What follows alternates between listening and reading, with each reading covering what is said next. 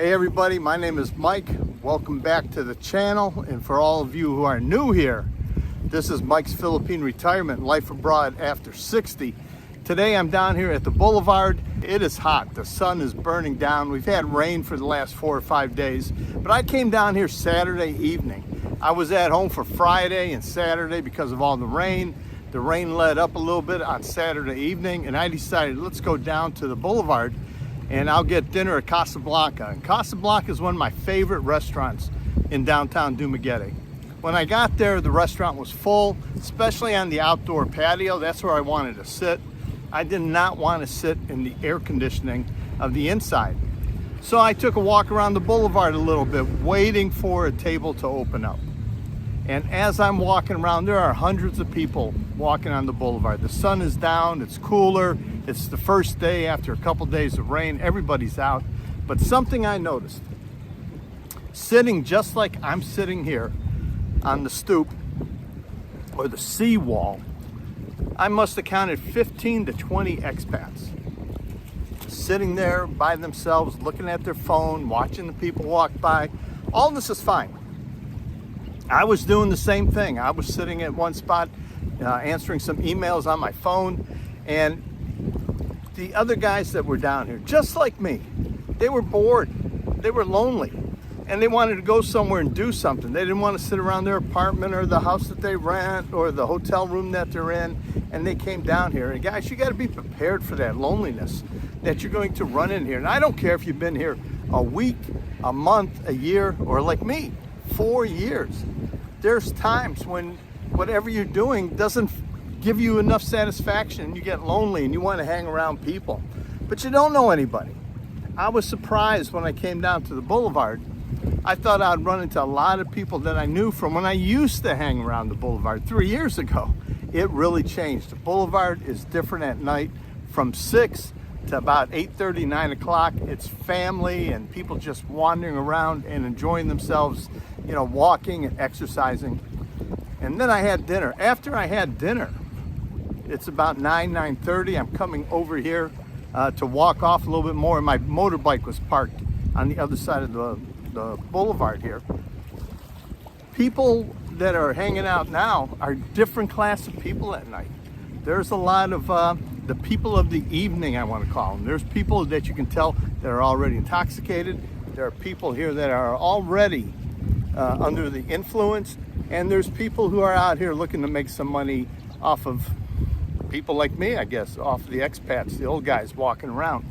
Take it for what you want. It's changed a little bit. But the thing I noticed is the loneliness of all these expats that were down here. And I'm not saying every expat is lonely all the time. Just a certain day, you know, the conditions are in a way where you're just tired of being home. Maybe the girl you've been dating is out of town. Maybe you're not dating at all, or maybe you've gone through a breakup or something, but you get lonely and you don't know who to call, and it's nighttime. And at nighttime, you're not going to call your male friends.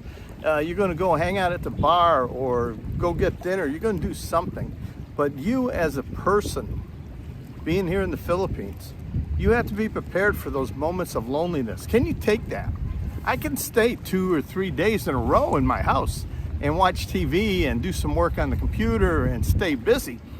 But after a few days, I can't take it no more. The walls are closing in on me. I gotta get out. And if the weather's bad, you can't go travel. It's not like I could get up, get on my motorbike and, you know, drive out to Twin Lakes or drive down to Bayawan or something because the weather was too bad. Here we had a small window of good weather in the evening, and I came downtown and I was sitting close to right where I'm sitting now, and 3 different expats walked up to me, said, "Hey, you're Mike. Do you mind if I sit with you?" And really, I didn't care one way or the other. I was waiting to go eat, but they wanted to talk, and they were just talking about nothing because they had no one else to talk to. And I felt bad that I had to leave them at times. One guy asked me, "Mike, can I walk with you?" And I said, "Well, I'm walking just to the restaurant." And you know, and he asked, "Can he join me for dinner?" And I go, "No, you know, I really want to be alone for dinner. I have some online work." I wasn't looking for a dinner date. I wasn't looking for a companion. I just wanted to get out of the house. But I could see in the eyes of these 3 different men that I talked to that they were just bored, lonely, no one to talk to. And even today is, what is today? Today the Super Bowl ended. I'm down here at the boulevard. I was in Bo's Coffee having coffee. And they have these small tables. They're about 18 to 20 inch diameter tables with a couple chairs around them. And I'm sitting there by myself. I got my coffee. And somebody asked if they could sit and join me. Well, I think they're having a coffee, right? Next thing you know, they got a big plate of food. They're dominating the whole table. And they're dominating the conversation and asking questions that I found to be a little different, a little bit off. Questions that didn't have answers. And what it was, I was filling his gap time. I was keeping him entertained until he had his next appointment or the next place he was going, because he didn't want to sit alone. And loneliness, you have to overcome that. And I found that I can overcome loneliness, but only for a short time. I can overcome it for a day. I can find things to do and be occupied. Or if conditions are such that I can't go out and I have to stay at home too many days in a row with nobody coming over, it gets pretty damn lonely. And that's the big thing here in the Philippines, is loneliness. You get off that boat, you think you got a girl that you're going to meet or you're going to make great friends. It isn't easy, and it doesn't happen that fast. You're going to meet some girls.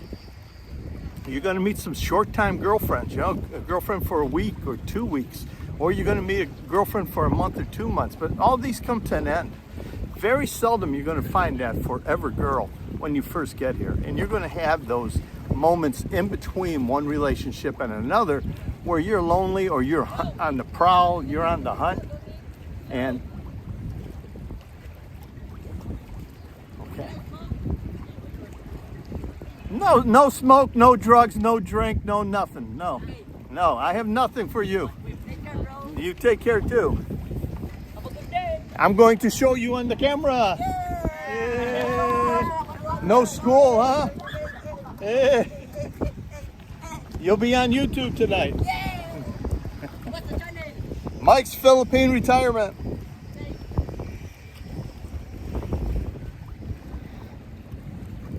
But you're going to have to overcome that, and it's a mental game. It's a mental thing to occupy yourself and not get depressed or disappointed in those moments of when you don't have anybody around.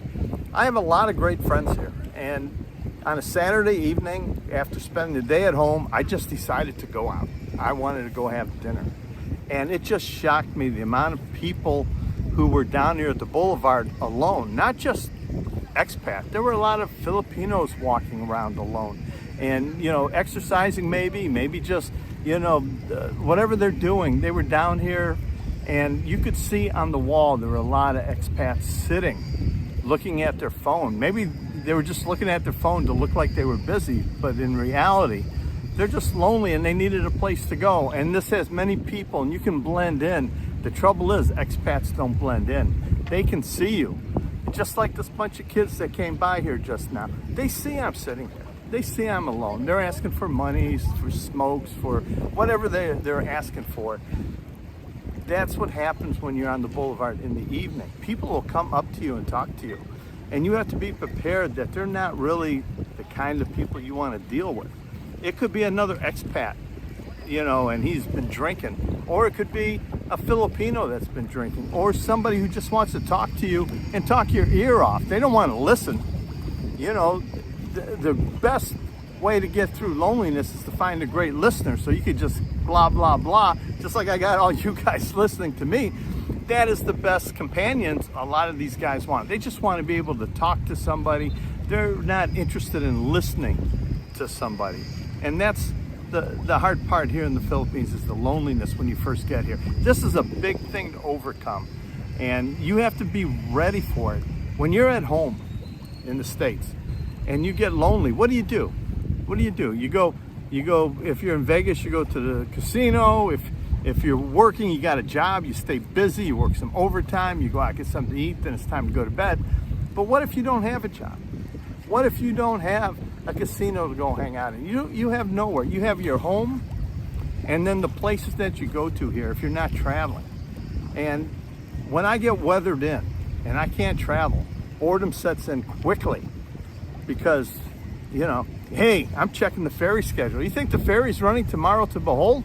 I'm trying to get back there this weekend, and the sea is calm. I came down here, the water's calm. I'll be able to take the ferry this weekend into Behold, and I think I'm going to stay 4 or 5 days in Behold and Lona Beach.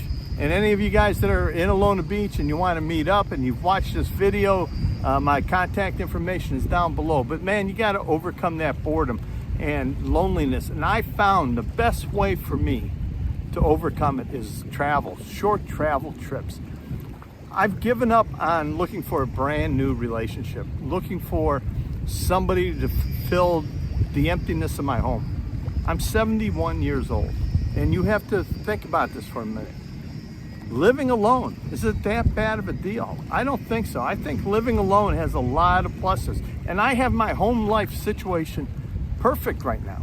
I have a maid that comes in that cleans once a week, the inside. Every day she's cleaning up the outside. And they watch the house when I'm gone. She works next door for the landlord, and she's always over. She has a key. I trust her with everything. So I have that part down pat. My laundry, I just take it up the street, you know, a 1.5-minute motorcycle ride, and they'll have it done in 4 hours. So laundry's no problem. What else does a man need? Food. I have M&M to go get food to eat. I have the Hideout to go get food to eat. And a couple new places are opening up in my neighborhood. And I always have the nice trip into Dumaguete itself. I can go to the mall in the morning or early afternoon and, you know, go get something to eat there, have a nice cup of coffee there, come down to the boulevard. I can have breakfast at San Rival. I can have breakfast at Casablanca. I could go to Poppy's Deli in the Dumaguete Hotel if I need something to eat. Lots of places, so food is no issue. Cleaning up after me is no issue. My laundry's no issue. All these things that you think you need a full-time girlfriend or a full-time maid, you really don't. You can overcome all those things. And I think I'm going to reach this point where living alone is acceptable and is a good thing for me. I can always find companionship. I can always find somebody say, hey, you want to take a trip with me to Behold, or you want to head up to Cebu City with me? I'd rather go alone. If I go to the casino, I don't want somebody coming with me and I got to keep putting money in the slot machine for them. When I go to the coffee shop, I don't like the idea of buying 2 cups of coffee, 2 lunches every day for 7 days. Now, if I find somebody interesting, somebody nice, somebody who I really like, sure. But just to have a sidekick or a companion, it's easier to travel alone. You'll meet people. You'll sit down and have lunch with somebody. You'll meet somebody to talk to. There's plenty of people to meet. And again, I call them short time. And I don't mean short time in like you're paying for their time to be with you.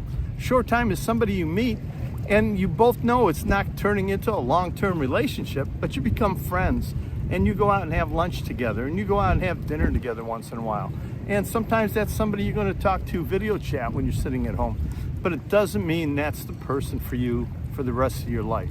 And once you reach your 70s, are you really looking for someone for the rest of your life? If you haven't found that person yet, what can they do for you? What can you do for them other than financially take care of them and make their life better? It's a trade-off. Now, 10 years from now, if my health deteriorates and I need a full-time caregiver, then I either have to hire somebody in or make arrangements with somebody to live with me where I'll take care of them when I'm gone. But that thought of taking care of them when I'm gone, maybe I'll be gone too soon. You know what I mean? It's like a life insurance policy. It's good to have one, but don't tell everybody who's getting the money. Somebody might want to off you and collect early. But anyway, guys, understand that loneliness can set in, can cause you a lot of headaches and a lot of hardships here in the Philippines. Until next time.